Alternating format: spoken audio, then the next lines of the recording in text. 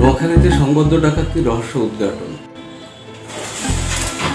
নোয়াখালী শ্যামবাগ উপজেলার কাবিলপুর ইউনিয়নের পূর্ব কাবিলপুর গ্রামের সাবেক মেম্বার হুমায়ুন কবিরের বাড়িতে হানা দেয় মুখোশধারী 8 থেকে 9 জনের এক ডাকাত দল।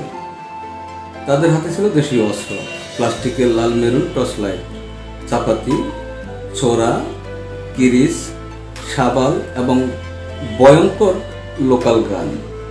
বেলকনির দরজার ছিটকিনি ভেঙে ঢুকে তারা পরিবারের সদস্য ও অতিথিদের অস্ত্রের মুখে জিম্মি করে।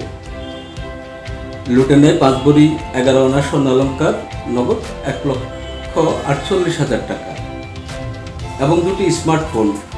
সব মিলিয়ে লুটের পরিমাণ প্রায় 10,78,000 টাকা। ডাকাত দল এখানে থেমে থাকেনি।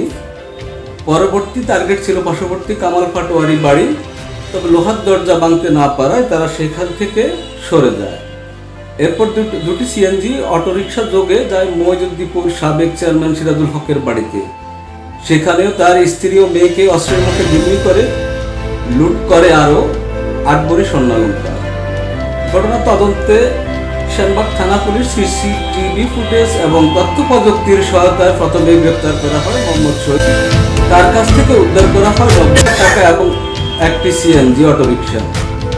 তার দেওয়া তথ্য অনুযায়ী গ্রেপ্তার হয় মোহাম্মদ গির ইসলাম স্বপন এবং শনাক্ত করা হয় সাদাত হোসেন রিমলকে, যিনি পুলিশের উপস্থিতি টের পেয়ে পুকুরে ঝাঁপ দিয়ে পালিয়ে যান।